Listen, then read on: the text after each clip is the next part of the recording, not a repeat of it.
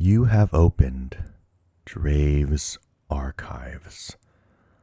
This entry begins with a man the world once mistook for fire itself. It ended, as many dangerous legends do, with silence. Not defeat, not triumph, a refusal. They called him the Emberblade, not because he loved flame. That was the first misunderstanding. Not because he worshipped it, not because he sought it in temples, in prophecy, or in the fevered language of men who mistake destruction for revelation. No, they called him the Emberblade because he could survive what others only praise from a distance. He was the last of the firebound. That title has been translated badly for generations. Some records call them holy knights, some pyre keepers, some the chosen vessels of the first flame. All of those are incomplete. The firebound were not priests. They were not kings. They were not heroes in any shape the living should envy. They were what happens when a civilization decides fire is more than tool, more than element, more than hunger made visible. They were what remained after a people spent too long teaching themselves that flame could purify whatever frightened them most. Cities had burned under the banners of that belief. Forests, lineages, whole dynasties had been reduced to ash, elegant enough for the victors to call it necessary. And through all of it, through the red years when the sky itself seemed unwilling to forget what rose into it, the firebound had stood at the center of the Empire's faith, like living verdicts. The Emberblade was the last of them, last sword, last sigil, last living body still trusted to carry a flame that had already devoured everything it had once claimed to protect. He bore a blade that was not forged in the ordinary sense. That, too, became legend faster than it became truth. The old songs say the sword was born from star fire, that it drank volcano light, that it was hammered on an altar of black iron while prophets screamed their mouths raw, trying to name what had been summoned. The truth was worse for being simpler. The sword was fed the memory of burning. Pyres, cities, offerings, all the accumulated heat of every life the Empire had ever called an acceptable loss. He did not carry a weapon. He carried an inheritance of combustion. And still, for all the titles, for all the terror, for all the glory later generations would smear over him to keep their distance clean, he was only a man who had seen too much ash. It is difficult for later ages to understand what flame meant to the world he was born into. Not because the records are missing, because they are abundant, and abundance has its own way of lying. When a kingdom writes too much about its own righteousness, the pages begin to sound less like memory and more like argument. The empire of his youth did not treat flame as destruction. That would have been too honest. It called flame renewal, purification, judgment made visible. That one force bold enough to separate rot from worth, error from truth, weakness from the hard, bright center of what deserved to continue. Children were taught that the first fire had not burned to consume the world, but to reveal which parts of it deserved to remain. Kings knelt before braziers before taking the throne. Judges passed sentence with one hand on the law and the other warmed by ceremonial heat. Soldiers marched behind banners stitched with sunburst sigils and the language of necessary cleansing. Even mourning was trained to imitate flame. The dead were not buried so much as given upward. Loss was redressed in gold language. Mothers were taught to call their sons kindling for a brighter age if grief ever threatened to make them honest. This was the world that raised him. This was the shape into which his hands, his vows, his silence, and eventually his sword were all carefully fitted before he was old enough to distinguish duty from inheritance. He believed it once. That matters. Any account that paints him as born resistant is too eager to flatter him with modern clarity. No, he believed. How could he not? He had been raised inside a kingdom that made fire look holy, and holiness look inevitable. He learned the old prayers. He took the oaths. He stood in the temple of first flame with the other chosen sons, while the priests anointed their brows with ash and called it blessing. He trained until the blade no longer felt like an object in his hand, but an extension of judgment itself. He marched where he was told, and when the bell rang for war, he answered, as all the firebound answered, with the calm precision of men who had not yet seen what their faith looks like after the smoke clears. That in the end was what undid him. Not battle, aftermath. There are some truths war does not reveal until the shouting is over. The Empire loved its charges, loved the clean lines of cavalry, loved the spectacle of walls breaking under righteous assault, loved the stories that could be told afterward by men whose armor still gleamed bright enough to hide the soot. But the Emberblade lived long enough to see what came next. The second silence, the one that follows after the winning silence, after the hymns, after the priests, after the official pronouncement that another heresy has been purified for the health of the realm. He saw what fire left that when no one remained willing to describe it beautifully. Stones split by heat it had not deserved, wells poisoned with floating ash, children too stunned to cry because crying assumes someone still exists to hear it as language and not inconvenience. Fields blackened so thoroughly that even the wind seemed reluctant to touch them. He saw bones that had not been burned clean. The official records rarely kept the texture of their own shame, but hidden fragments speak of a fire-bound captain who began lingering after battle while others rode ahead. A man in soot-bright armor standing too long among the ruins, as if waiting for the dead to explain the lesson the priests had promised would be obvious. They say he began to notice patterns, not military patterns, human patterns. The same cup left on the same kind of sill in cities that had never met. The same half-finished repair at doorways. The same chalk marks on lintels drawn by ordinary hands trying to bless ordinary homes against ordinary fear. That was what changed him. Not grand tragedy, repetition. The unbearable realization that every city the Empire called necessary to burn had been full of people who had arranged their lives around the same fragile hopes his own had been built from. And once you had seen that, truly seen it, fire becomes harder to call judgment. It starts to look like appetite wearing a crown. By the time the High Seer called for one more campaign, he had already begun to refuse in secret. One more city. That is always how such orders are given. Never as obsession, never as hunger. They are always given as modest extensions of necessity.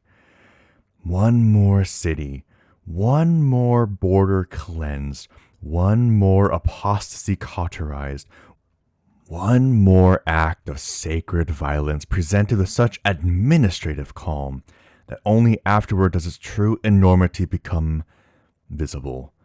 The high seer summoned him to the upper sanctum above the temple of first flame. The room there was open to the sky and built in a circle so that every word spoken inside it rose upward, as if seeking witness from whatever god had once mistaken heat for purity. The seer was old, not frail. He had grown into the hard kind of antiquity that comes from spending too many years being obeyed by people frightened enough to call it faith.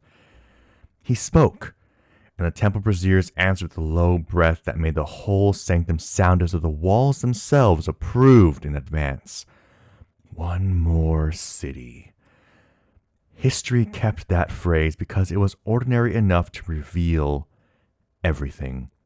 The seer named the old reasons: heresy, stability, cleansing, legacy, the burden of the firebound, the duty to protect the realm from those who would darken it. All the familiar language, words that had once moved through the Emberblade with enough force to set entire horizons red. This time they arrived already dead. That was when he understood there was no argument left to make. Not because the seer was too strong, because the Empire's faith had narrowed itself so completely that anything not shaped like agreement would be called treason before it was heard fully enough to become truth. So he bowed, not submission, closure. Then he turned and descended to the temple below, where the first fire still burned in the coals beneath the altar basin. The temple of the first flame was older than doctrine. That is how such places acquire their real authority, not by grandeur, by existing before the current generation has language enough to separate holiness from inheritance. The floor was dark stone, worn smooth by knees, boots, blood, and ash. The ceiling rose high into shadow where smoke had written a century of untranslatable scripture above the heads of those still willing to call it blessing. At the center rested the basin of the first flame. Not large, never large. The things that govern whole ages need not be monumental in visible ways. The fire at the temple's heart was not spectacle, it was origin. A bed of living coals so old that their light no longer flickered like common fire, but pulsed with the slower rhythm that had taught kingdoms how to dream in red. He stood before it, still armored, still carrying the sword at his side. The weapon hummed softly, not eagerness, recognition. There were no witnesses close enough to stop him. He drew the blade. The chamber brightened. Its edge held no ordinary heat. It burned with stored campaign, with shrines broken open, with gates melted, with the breath of all the pyres that had once named the weapon holy. He looked at it for a long time, because refusal is rarely one gesture in it. It is a long inward process that finally finds a movement the world can witness. Then, without speech, without prayer, without any attempt to redeem the moment by making it ceremonial, he drove the sword down into the coals, not to raise it, to bury it. The temple changed at once. The hum in the blade fell silent. The coals flared not upward, but inward, as if some ancient appetite had been denied the exact shape it expected to continue in.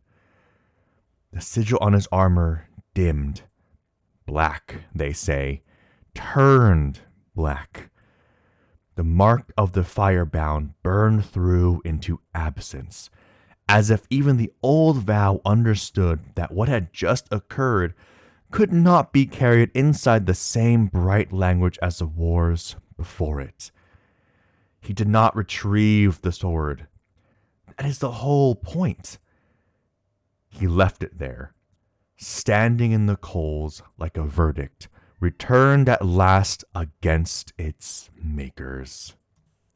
Empires do not forgive refusal. When refusal is intelligible, they can survive rebellion. They can survive blasphemy.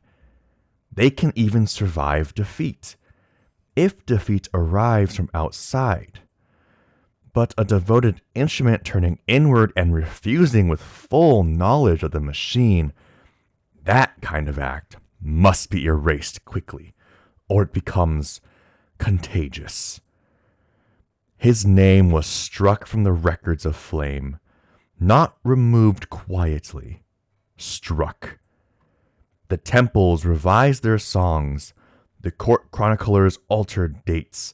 The younger firebound were instructed to speak of him only as apostate or caution. But erasure is a clumsy art.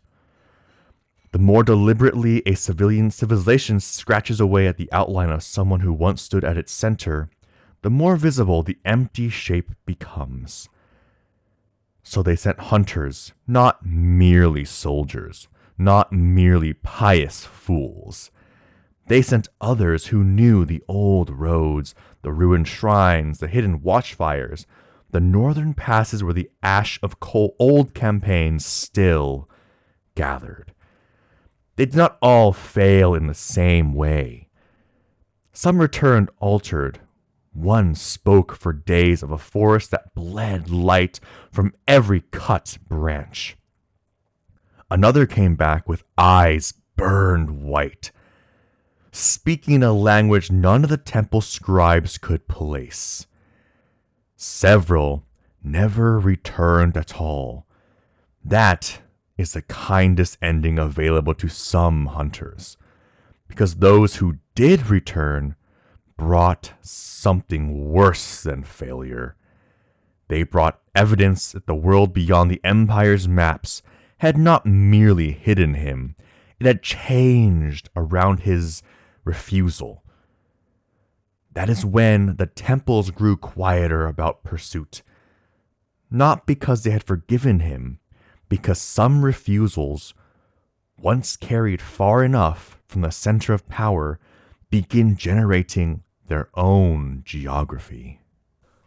Years passed, enough for memory to lose its heat before it loses its shape, enough for the Empire to discover that fire without faith is only fire, and that armies marched too long on sacred language eventually begin to hear the hollowness in their own songs.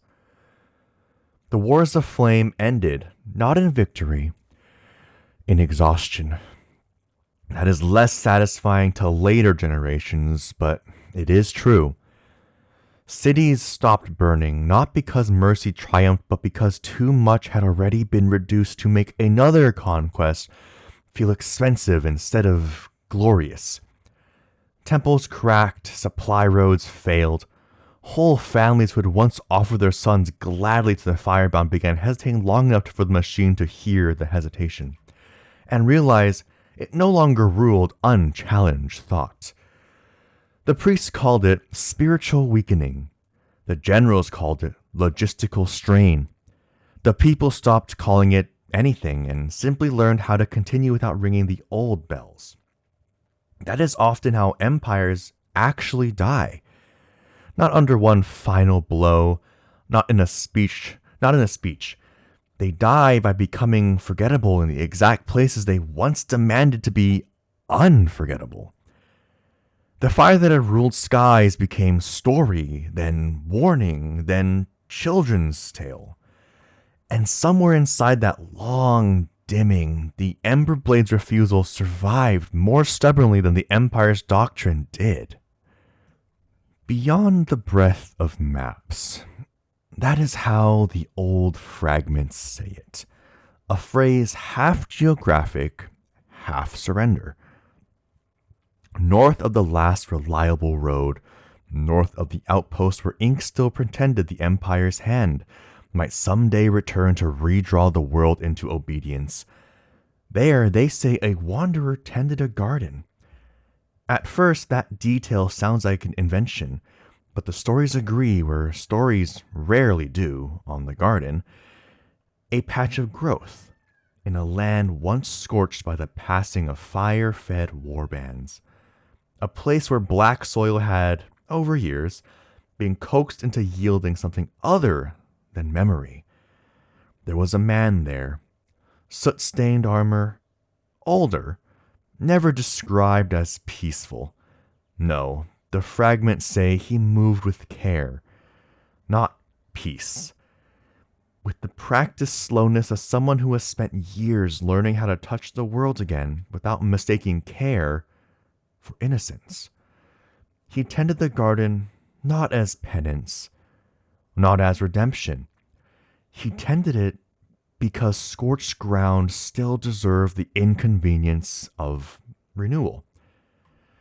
That is a harder mercy than forgiveness. And beneath the roots of a white ash tree, they say, his sword was buried, not beside him, not at his hip, buried. Still beneath the roots, still denied the privilege of returning to the hand that had finally judged it accurately enough to leave it there. Sometimes, the stories say when the wind turns warm out of season and the birds go quiet all at once, you can hear it. A low, pulsing note. Not loud, not dramatic, not the triumphant ringing of some weapon waiting eagerly for history to grow foolish enough to need it again. A hum. Like a heartbeat, or a buried ember remembering itself without asking whether remembrance is mercy. I have thought often about that final detail, more than the wars, more than the temple, more even than the moment he drove the blade into the coals, and broke the old covenant cleanly enough for history to spend generations trying to sand it smooth. Because the hum suggests something harder than victory. Not that flame was destroyed, that it was changed by being refused. There is a difference. Destroying a power still leaves you defined by it, but to refuse something so completely that it must continue in altered form, under roots, in soil, beneath the slow labor of seasons and unheroic care, that is another kind of ending. A mature one.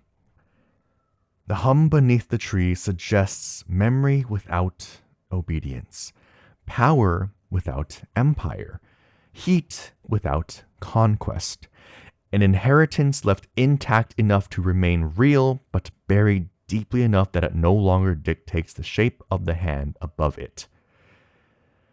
That may be the true legend people kept meaning to tell when they spoke his name. Not that the Emberblade refused the flame, but that he taught it to remain without ruling.